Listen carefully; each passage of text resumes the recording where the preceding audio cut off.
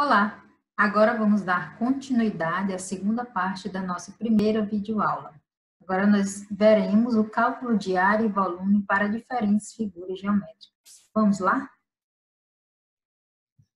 E aí, conhecida que as medidas as unidades de medidas, né? Elas podem auxiliar no cálculo de área e volume que a gente vai ver agora. Porque a figura, ela vai ser medida, né? Com base nas suas unidades. Essas unidades, elas podem ser diferentes, e é preciso transformar para a mesma unidade, porque quando se calcula a área de uma figura, as dimensões devem estar na mesma unidade. Se não estiverem na mesma unidade, é preciso fazer essa transformação, essa conversão. Por isso que foi importante nós conhecermos como fazer essas devidas transformações.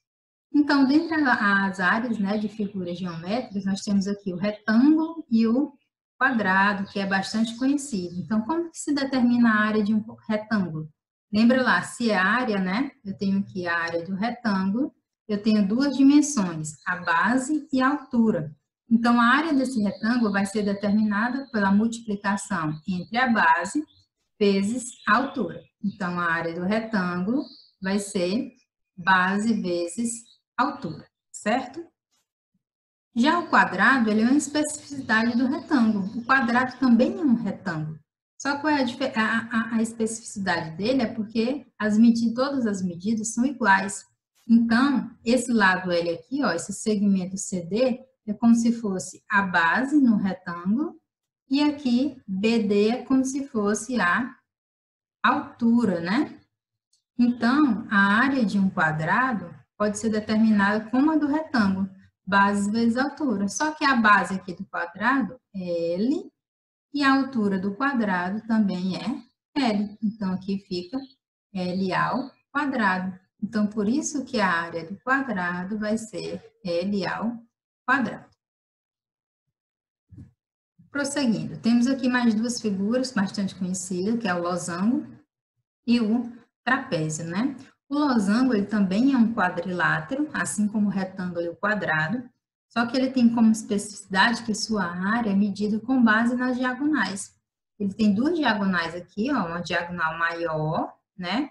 Temos aqui uma diagonal maior, que está errado, que é maior, vou mudar aqui, diagonal maior, vou colocar ciclo Dzão aqui, e temos a diagonal menor, aqui, menor, Dzinho, certo? Então, como que vai mensurar a área de um losango?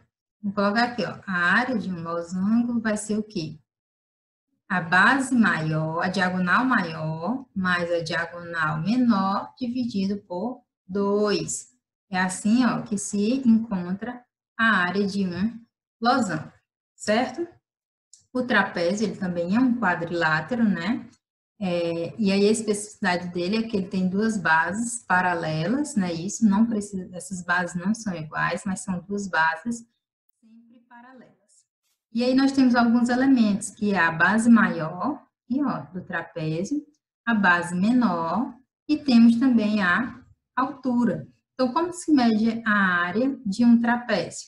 Aqui, a área de um trapézio. A área de um trapézio vai ser medida da seguinte forma: base maior, Bzão aqui, mais base menor, Bzinho, multiplicado pela altura, dividido por 2.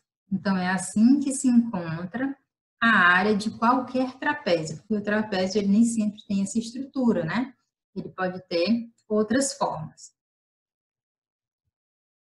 Nós temos aqui o triângulo, né? O triângulo ele não é um quadrilátero, né? Ele já é aqui uma figura geométrica de 3 lados. E aí nós temos aqui que o triângulo tem a base e tem a altura. Gente, a altura, ela é sempre perpendicular ao símbolozinho de perpendicularidade aqui, Ela é sempre perpendicular à base do triângulo. E a base do triângulo vai ser sempre o lado maior. Vou botar aqui, lado maior, certo? Então, como que determina a área de um triângulo? Então, a área do triângulo vai ser base vezes a altura dividido por 2. É assim que se encontra a área de um triângulo. Lembrando, né, que o triângulo, assim como o trapézio, ele nem sempre tem esse formato. Nós temos aí, como você já sabe, o triângulo isósceles, triângulo equilátero, o escaleno, mas todos eles você pode encontrar a área usando essa equação aqui. E aí nós temos o círculo, né, que é, dentre essas figuras geométricas que eu trouxe aqui, é a única que é formada por curvas, né, apenas por uma linha curva fechada. Então, o círculo, né, ele tem um centro, que é equidistante de todos os pontos aqui, ó, da borda, né, e ele tem também o raio, né, que o raio é a medida de qualquer, é a distância do centro a qualquer ponto desse círculo, né? Nós temos aqui o raio. Então, como que se encontra a área do círculo? A área do círculo é π vezes o raio ao quadrado, gente. É π vezes o raio ao quadrado. É assim que se encontra a área do círculo. Visto a área, vamos passar agora para o volume, né, pessoal? Vamos estudar, ver agora como que se encontra o volume das principais figuras geométricas. Então, nós temos aqui um paralelepípedo, né? Lembra lá que eu falei quando estávamos estudando as medidas de volume, né? Que era lá cúbico, né? Metro cúbico, eu falei porque tinham 3 dimensões. Aqui, ó, comprimento, largura e altura, ou pode ser chamado também de comprimento, espessura e altura. Por isso que quando se trata de volume, usa-se metro cúbico, né? Capacidade. Então, como encontrar o volume aqui de um paralelepípedo? O volume de um paralelepípedo é dado pela multiplicação das 3 dimensões. Então, você vai pegar a dimensão A vezes a dimensão B vezes a dimensão C. É assim que se calcula o volume de qualquer paralelepípedo.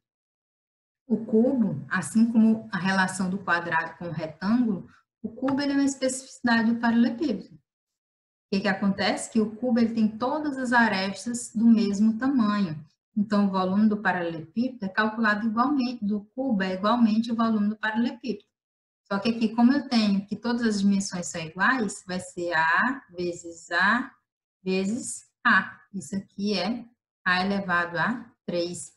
Então, o volume do cubo ele vai ser o valor da aresta, né? Elevado ao cubo, né? Elevado a 3. Então, assim que se encontra o volume de um cubo. Nós temos também os prismas, né? Os prismas, ele não é só um como paralelepípedo e como cubo.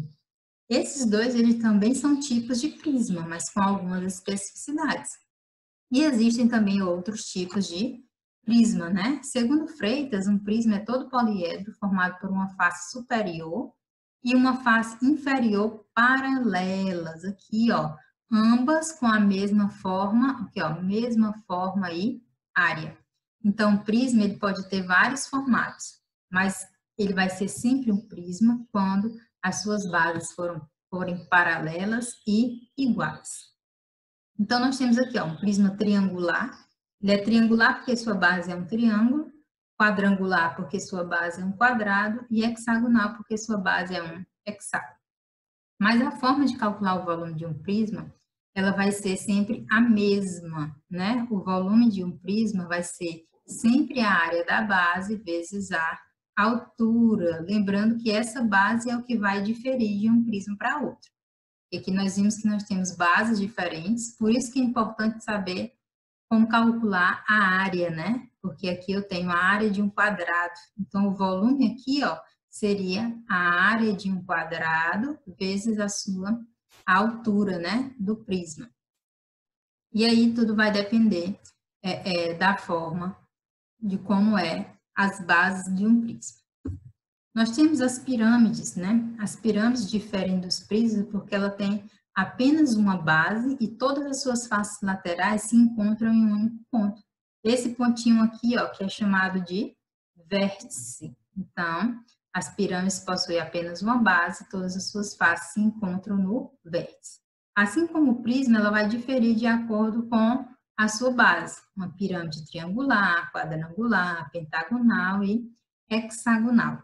E como que se encontra o volume de uma pirâmide? O volume da pirâmide vai ser a área da base vezes a altura, vezes a altura dividido por 3, certo? Vou colocar aqui de novo, ó. O volume vai ser a área da base vezes a altura dividido por 3. É assim que se encontra o volume de uma pirâmide. E aqui, ó, vocês estão vendo que as pirâmides duas formas também diferentes, né? Nós temos a pirâmide reta e a pirâmide oblíqua. A pirâmide reta é quando o seu vértice, aqui, ó, o vértice aqui, ó, ele é perpendicular aqui ao centro da sua base, né? A altura aqui, ó, é perpendicular, que forma um ângulo de 90 graus. E ela vai ser oblíqua quando essa altura não for perpendicular ao centro da base. Mas isso não vai importar em relação a como encontrar o volume, tá bem? Nós temos o cilindro. O cilindro, gente, ele é uma especificidade do prisma. Lembra lá que o prisma ele tem duas bases iguais e paralelas? Então, o cilindro é uma especificidade. E qual é essa especificidade? É porque o cilindro, a base dele é sempre circular, certo? É sempre circular, por isso que ele leva o nome de cilindro. E ele pode ser reto como oblíquo, né? Reto aqui, suas bases, né? O centro das bases são perpendiculares, a altura aqui, ó, é perpendicular, e oblíquo quando não é. Quando o ângulo aqui, ó, vai ser menor que 90 graus. E aí, como que se encontra o volume de um cilindro? O volume do cilindro, gente, é igual ao volume do prisma. Lembra lá qual é o volume do prisma? A área da base vezes a altura. Agora eu pergunto para vocês, nós sabemos que a área do prisma, a área do cilindro, a área da base é um círculo, né? E ó, a área da base, ela é a área, mesma área do círculo. Nós vimos que a área do círculo é π vezes o raio ao quadrado. Então, eu posso dizer que o volume de um prisma vai ser a área da base, π vezes o raio ao quadrado, vezes a altura. Então, aqui eu tenho o volume do prisma, sempre vai ser assim, certo?